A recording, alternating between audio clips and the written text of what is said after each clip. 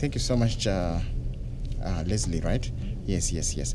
So for the eye, what you want to do is identify the short sides, and start looking there, because one of the short sides will allow you to determine which is the superior part or the top part and the inferior part, and also which is the medial side, which means towards the nose bridge, and the lateral side towards the outside. Okay, on this short side, it looks like we've got, you see this muscle that's coming down here, like this, and the one that's going at the compass point like that. So this short side is the lateral side. Okay, and you could use the reasoning that towards the nose bridge, there's so many structures there, you would not have two muscles. Okay, so you could use that rationale to do that. And then the other short side will have only one muscle at the compass point. You understand? So that's the medial side, the one towards the nose bridge. So the ones on the compass point, which means north, east, west, south, right? Those are called rectuses, a rectus. Okay, so this one would be the medial rectus. You see, just because of this short side, you've determined the medial side. Okay, because you know the short side with the two muscles, one at an angle and one at the compass point, would be the lateral side. Not only that, because you have the other muscle that's pointing towards one of the long sides. Okay, you know that long side to which it's pointing towards is the inferior side of the eye. So in one just fell swoop, as you will, from Macbeth, you know, which is Shakespeare, you can determine the medial side, you can determine the inferior side. If you do that, then obviously if this is the inferior, the other side has to be the top. And then you can confirm that is the top because you'll have two muscles there again, one at the compass point and one at an angle. That would be the superior oblique, the one at an angle. You see what I'm saying? So this would be the superior rectus. You understand? It's on the compass point, correct? Bing, bam, bing, bam, bing. And then you do that, bing, and then it's kind of short. But we got, that's the one I could find quickly that here. You see how this other muscle is kind of at an angle? It will be much longer in some eyes, but I got this one, and I didn't want to keep on searching and digging through that little box over there. But so that will be the superior rectus, okay? And the pictures that I have, that you lose in the exam, it's got very long muscles, and you can't mistake them a mile away, correct? Okay, so this will be the superior. So you're confirming that indeed this is the superior side because you'll find those two muscles, one at an angle, which is the superior oblique, and then the other one, which is the superior rectus. Okay, and then over here you have this.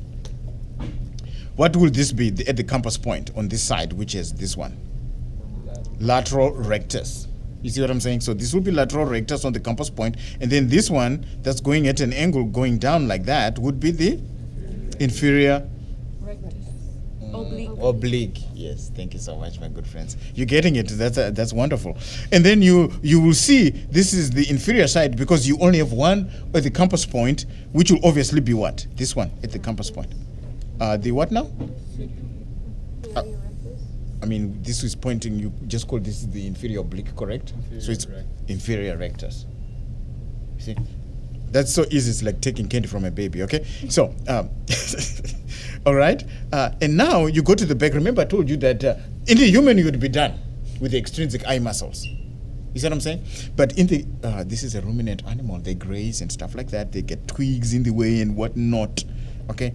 Plus they'll be trying to graze fast to run away from the predators like lions and I don't know what other cats that eat these animals, you know. So they have this retractor bulb in the back. In the human, you don't see that. It retracts the eyeball, just like the name says, retractor bulb.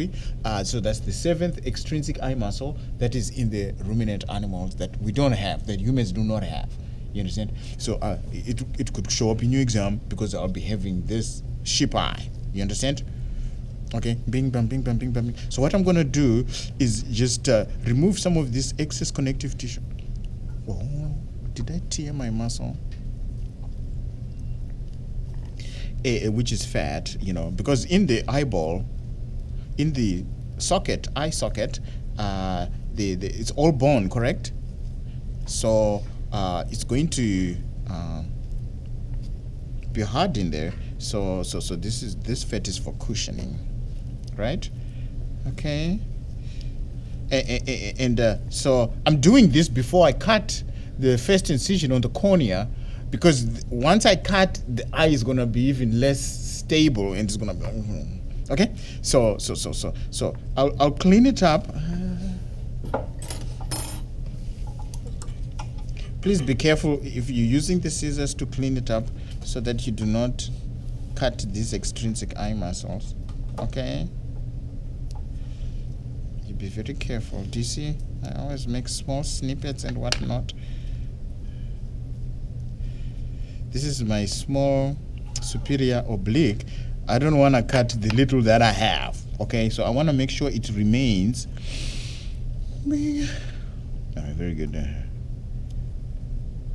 Did you guys get your turkeys and stuff for Thanksgiving? No, not yet. Really? You guys, you're procrastinators. No, I didn't even get my turkey. I don't even think I'll get a turkey. You know what I'm saying? I'm just gonna eat my regular food. Okay, very good. Turkey or ham? No, ham, no, not really. No. Yeah, no, it's always turkey. Yeah, if I do that, you know. And I try to put some stuffing in it. Okay, very good. So, my good friends, let's go through the muscles once more again, and you could chime in, you know, so that. No, that's okay. Sorry. It's slippery because it's greasy and it's wet. You know what I'm saying? So it's gonna do that for me. So what is this? Medial rectus. Lateral. My good friend, thank you so much. Yes, lateral rectus. Lateral rectus. And so this one is the inferior oblique. Okay, good. And this one at the compass point would be the inferior rectus. What about this one here on this side? Medial rectus. Now you see what because this is the lateral side. Remember, the reasoning you could use is that the lateral side, there's space because there's nothing over there, there's just air. But here, the nose bridge, there's all the mechanics for the olfactory machinery for smell and stuff like that. So you probably not have room for two muscles. So that's the rationale you could use to determine the short side with one muscle would be the medial side towards the nose bridge. So medial rectus, okay, and then this one would be the superior rectus, okay, and then this itty bitty one would be the oblique. You see what I'm saying? And in the exam you'll see it nicely. And then we did say that this is the lateral rectus. Oh crap! What is happening to my lateral rectus? It's all squished up and stuff. The one I tore was the other one. Oh, look here. So that's nice. So lateral rectus, and then inferior oblique, pointing towards this inferior rectus, because this long side is the inferior side, this long side is the superior side, because we determined that indeed is the superior, because we've got this superior rectus and this superior oblique. You understand? Okay, and then of course the seventh muscle that is only found in these ruminant animals and some of these is this retractor bulbi that retracts the eyeball. Okay, so that's good. That's all the extrinsic eye muscles. The other external structures that you could see, this part, what is this part? This, it's part of the fibrous tunic. What is this? It starts with an S. Sclera. Sclera. Yeah, it's on the border over there as well. Bing, bang, bing, bang, bing, bang, bing. And what is this? Cornea. The cornea. Okay, very good. So we said we're going to make the first incision. Is this going to be too long, this video? I think sometimes, you know, posting could be a job, like one after the next, and so what you want to do is hold your your eye, your sheep eye, like this, because what we're going to be doing is cutting from the long side to the other long side. Please do not do this. No, long side to long side. You understand? So, and then you use the scalpel to gain access, correct? And I'm going to measure. It has to be in the center. Do you see how tough the cornea is? You think the eye is all flimsy and stuff. It's not. It's like really something. Bing. Did you see that? I gained access. And then I stopped using my scalpel. Correct? And I go back to my bing. Because I don't have so much space, I might use my sharp end here. I'll be careful not to cut the deal here. You see what I'm saying? Just kidding. No, be for real. Did you see I did not finish the cut with my scalpel? I did not. Did you understand? Because if you do that, you're going to be cutting all over yourself, and you don't want to do that. You understand? Do you see my good friend? I'm only using the sharp end because this one is too fat to put in there. You understand? But I'm being careful because then I could damage stuff inside. You know what I'm saying? Oh, crap. Okay, very good. So I'm going to choose which long side to cut towards. You understand? What's the question, my good friend Monique? You guys, you scare me when I give you to cut, you know, because you guys take forever. I want you to cut. I might give you to cut because this one is simple. You understand? You know, so you get to the chance to. Did you see what I did? And then you can open it like a page. Yeah, for real. What's that? My eye is all blown up. What is all this stuff? It's got gunk inside. It's like this. I don't know what's going on. Maybe my thingy blew up, my lens or something. I don't know. Maybe this was a diseased eye. Yeah, because we couldn't even see the iris. Because this one. It was blind. I know. Oh crap! So this one, this sheep had brown eyes. Okay, like me. Because it's got brown iris. The iris is the curtain of the eye.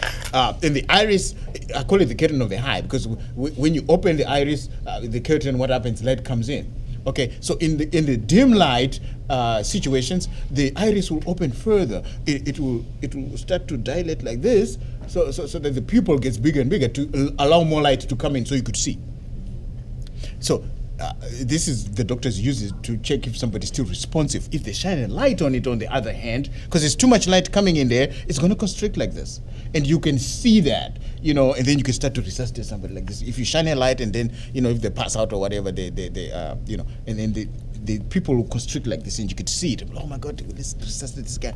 You know what I'm saying? So that's the whole purpose. So that just like when you squint when you're looking at the sun, which you shouldn't, okay, because you're trying to close the pupil. Okay, so behind it will be the lens.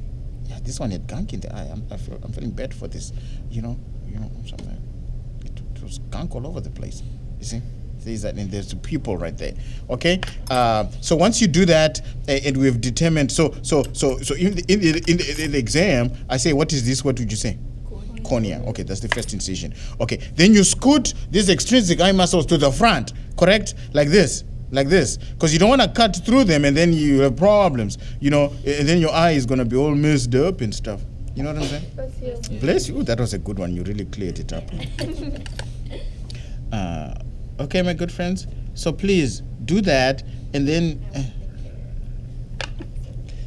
you do that. So you scoot it to the front. You scoot all this to the front, because what we're going to do, we're going to cut between the retractor bulbi on the sclera this time. The second incision is on the sclera. Sclera. Oh my God. Okay, tongue twister. And then we cut here, but we make sure we don't cut through these. Then we get problems. You see what I'm saying? It doesn't matter if your incision is not straight all the way around. And you also don't want to cut through the retractor bulbi because the retractor bulbi adds more mass or tissue to it. The sclera by itself is hard to cut, so let alone when you're trying to cut on here. You see what I'm saying? It will be too difficult for you, and I don't want you to cut yourself and just sleep because you're trying to make it work. You know what I'm saying? So again, we use this to gain access, and then we complete the incision with a pair of scissors. You understand? Okay, so you always cut, you always hold it on the opposite sides that you in the other direction where you're not cutting. You see, I'm not gonna hold it like this and then be cutting. No, man, because you cut yourself. Okay, so do you see, my good friends? Do you see what I did the first time and what I'm doing the second time again? My fingers are always not in the path of my sharp instrument. You understand? So again, access again. I'm going to do this. The sclera is also another tough, tissue. Ooh. Ooh. Why did it sound like It's blowing some air from me. Okay, so again, to access, I put my scalpel right the way down, and then I continue this. There's a bit more room in here, so I might use my blunt end. But for the first time, I'll just use my sharp end. So this is gonna be the gel-like vitreous humor in the posterior chamber of the eye. You understand? And you can see the gel-like. Do you see it? Look here. Oh my God. So I'm just gonna continue with my sharp end because I don't want to mess up things in there. A little bit. There's just no room. Do you see? I'm just cutting. I'm just cutting. Oh my God. I'm making sure. Oh crap! I dropped it. I dropped the baby. I dropped the baby. Oh man. You dropped the baby. I think Yeah, I did. I was sleeping. It was, I was so tired. I dropped my kid. Wait, actually? Yeah. Oh. I fell asleep holding my child like this. Your child? Yeah. Oh. And she just rolled off. But she's good. She's good. She's in college right now. she survived. She rolled off. I fell asleep. I only did it once though. Learned his lesson. Oh, crappity crap. How did you know? She's a psychic. Okay, and also in the back of the eye where I did both incisions with one video, and I'm not supposed to do that, but anyway, it's because normally I do one video. So in the back of the eye, beside the part where the optic nerve comes in, on the one side it will be the macula lutea where light is focused, and that part is normally a little bit darker, it's sort of fawn colored, the retina, and that usually disappears as soon as we